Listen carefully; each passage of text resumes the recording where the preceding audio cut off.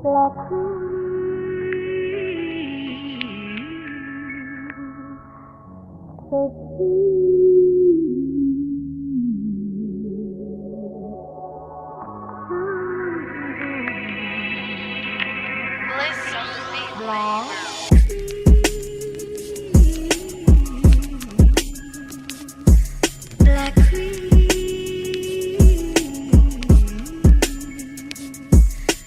so soon.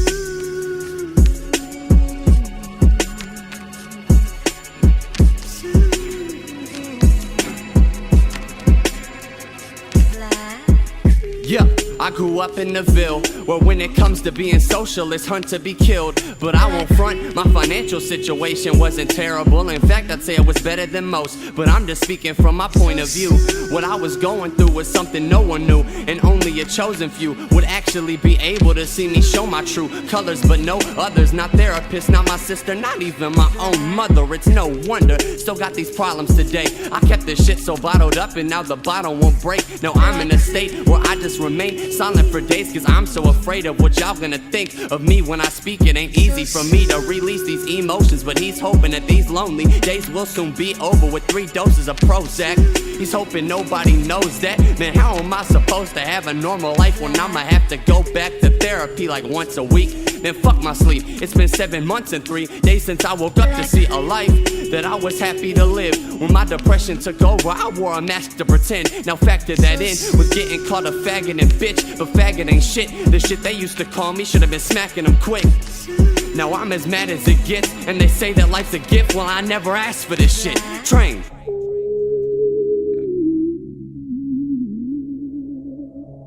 Black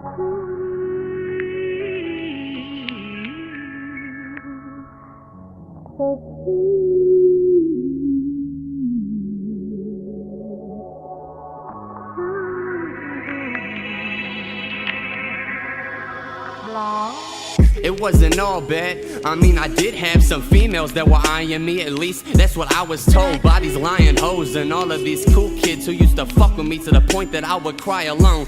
Let me explain. I think it was 7th or 8th grade. See, my dad said he would take me to a basketball game. It was my future high school where I was hoping to play, but my skills were subpar and my ballin' was lame. So we got there, I sat there with my dad cheering on the team. He saw my friend from back then sitting on the bleachers. He told me go and talk to him, but I knew he wouldn't talk to me. He's with the same kids who've been taunting me. I sat a couple rows ahead and prayed they wouldn't bother me, until they told me that the hottest girl in school had wanted me. I started smiling and shaking like I can't believe she wanted me. Just think about how popular I'm gonna be.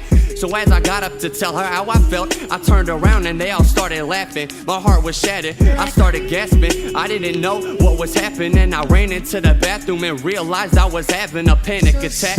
That's what I get for thinking that any girl could ever love me without freaking drinking. So as I walked back to my dad, I felt ashamed and alone. He asked me what's wrong, I said nothing, I'm just ready to go. You wouldn't understand.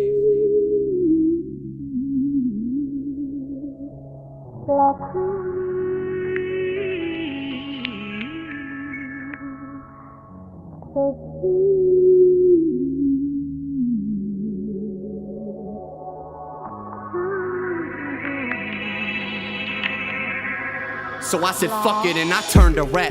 No turning back, I was determined to observe the craft until I had perfected every verse I had written, which at first were whack.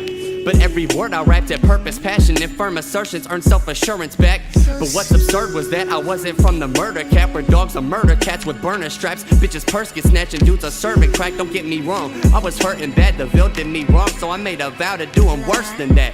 I'm finna burn their ass, cut up, cook, and serve their ass. Yeah, payback's a bitch and I'm about to reimburse their ass. I'll start rehearsing every verse beneath the surface of this earth until it's perfect, then emerge and go berserk on tracks. The villain cursed me, I guess that's why I curse and raps. All of this pent up anger's about to burst at last. And all you bitches in the Ville, you haven't heard the half. Oh, you were joking? Well, in the future I'll be sure to laugh.